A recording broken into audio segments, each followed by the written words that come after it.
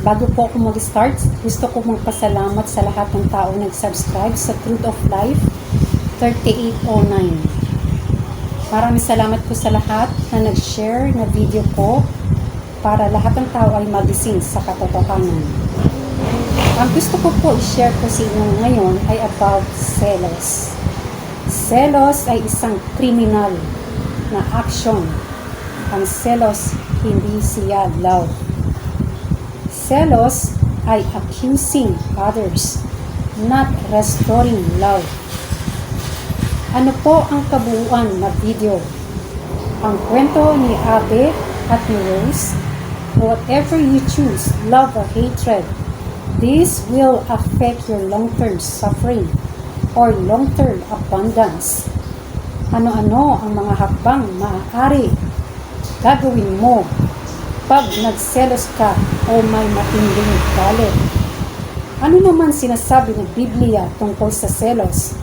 Tara, umpisa na natin. Ang kwento ni Abe at ni Rose. Pinakasalan ni Abe ang pinakamamahal niya, 3 years girlfriend na si Rose. Halos lahat ng ipon niya ay ginamit sa kasal nila sa Manila Cathedral Church. After 5 years of marriage, napansin ni Abe, lagi late na umuwi ang kanyang misis galing sa trabaho. Mas maaga nakakauwi si Abe kaysa kay Rose. Kahit hindi naman traffic sa kalsada, parehas naman ang way nila. Tinanong ni Abe si Rose, "Gabing-gabi ka na umuwi araw-araw ah. May ibang lalaki ka na ba?" Sabi ni Rose, "Wala." Si Rose lagi umiiwas kay Abe. Malamig na ang nararamdaman ni Rose para kay Abe dahil meron na iba minamahal. Hindi na nag-care si Rose kay Abe basta makasama lang sila sa loob ng bahay. Isang araw, napadaan si Abe sa department store. Nakita ni Abe ang kanyang asawa may kasama lalaki at lalaki ay nakaakbay kay Rose. Simula noon, madalas na binabase na ni Abe ang mga messages at messenger ni Rose sa cellphone niya. Nabasa ni Abe, "Mahal na mahal kita, Joseph. Hindi ko kaya mawala ka sa buhay ko. Love you. Good night." Pinagpaplanuhan ko na iwanan si Abe para tayo na dalawa ang magsama. Ang tanong, kung ikaw nasa paa ni Abe, nahuli mo ang asawa mo may kasama ibang lalaki at nagpaplano ang asawa mo iwanan ka, ano ang mga hakbang gagawin mo? You only have one options to choose. That is either first option is hatred, is the synonym of bad attitude manifestation towards your beloved. Second option is love, is synonym of good attitude manifestation towards your beloved. Whatever you choose, love or hatred, this will affect your long-term suffering or long-term abundance. Blessings or curse ang decision mo. Let's say you choose hatred action. Bad attitude is a manifestation of your heart and mind. Ano-ano ang mga hakbang na maaari gagawin mo pag nagselos ka o may matinding galit ka? Pwede, papatayin mo ang asawa mo para matahimik ang puso at isip mo. Sa ganon, napaghiganti mo na ang ginawa ng asawa mo sa iyo. Pwede rin papatayin mo yung jowa ng asawa mo para masave mo ang relasyon ninyong mag-asawa. Pwede, papatayin mo ang sarili mo dahil hindi mo na kaya ang problema, kahihiyan, anxiety, stress, and delusion. Pwede ipakukulong mo sila parehas. Ano naman sinasabi ng Biblia tungkol sa selos or hatred? Basahin po natin sa Book of Santiago, chapter 3, verse 14 to 16. 14. Ngunit kung ang naghahari sa inyong puso ay inggit at makasarili hangarin, huwag ninyo iyang ipagmalaki at huwag ninyo na ikaila ang katotohanan. Ang ganyang karunungan ay hindi galing sa langit, kundi makalupa, makalaman at mula sa demonyo.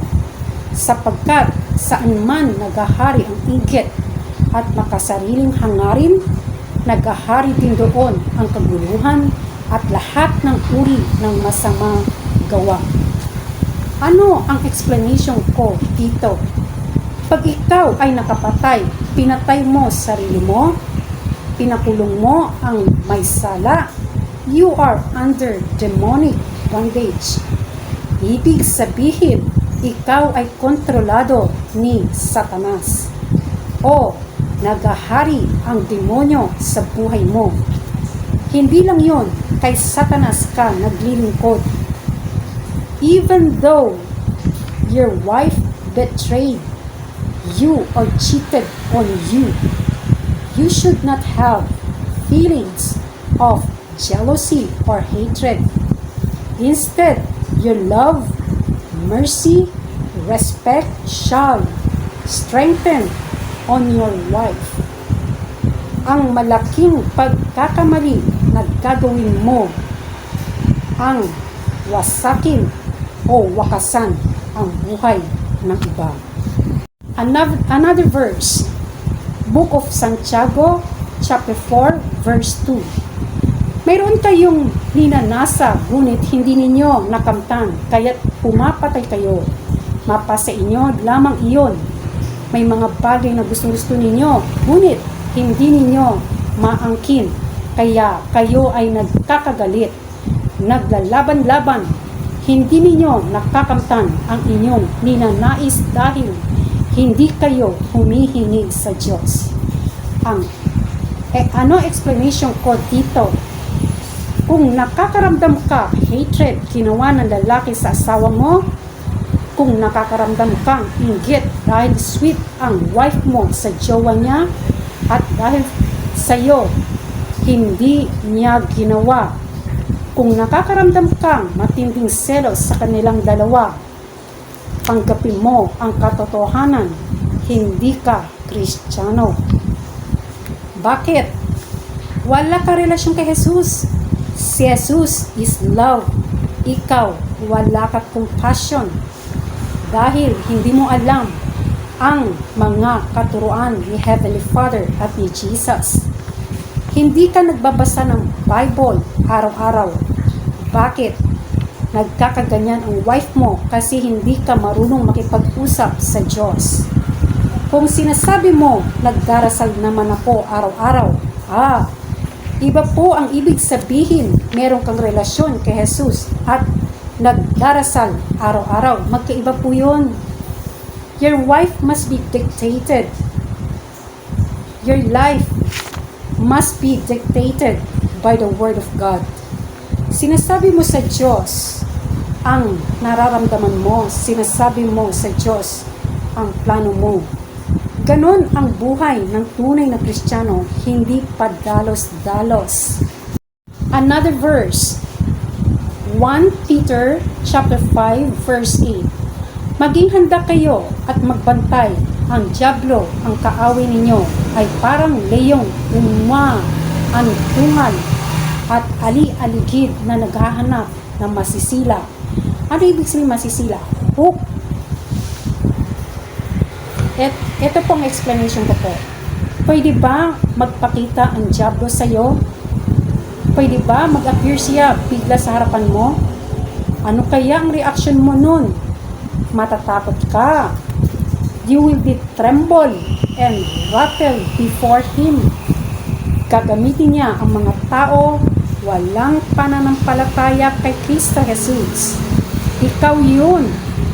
Pinaka-perfect tao ang didiktahan niya para siya ay magtagumpay. Sa makatuwid, madami na siya tinanim kamunduhan sa inyong dalawang mag-asawa at kayo naman ay obediently sumusunod sa kanya. Ano ang gagawin niya dahil ikaw at asawa mo wala namang Diyos, wala namang Bible verse na alam? Binigyan mo space si Satanas para diktahan ang puso at isip mo. Sa ganon, papatayin mo ang tao nagkasala sa iyo. Ipapakulong mo ang tao nagkamali sa iyo. Pag hindi mo na kaya ang mga problema mo at ang pinakahuli ang gagawin ni Satanas sa iyo ay ikaw next ang papatayin niya. Ilan pinatay ni Satanas? Inuna niya ang jowa, pangalawa wife, huli ikaw. Sabi sa verse John 10:10, dumating ang magnanakaw para lamang magnakaw, pumatay at manira. Explanation ko dito. Matagal ka na namasdan ni Satanas. Busy ka sa trabaho, abalang-abala ka sa kamunduhan. Nagkukunwari kang Christian dahil iba ang motives mo pag nag-a-attend ka ng church. Sumasayaw ka kung ano ang tugtog. Hindi ganon ang buhay ng Kristiyano. Lahat kinakaibigan mo dahil meron kang motives. Hindi ka aware. Enemy mo ang kaharap mo. Hindi mo naririnig ang puso at isip ng bawat tao.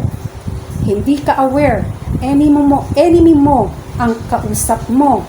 Sino ba ang enemy ang tinutukoy ko?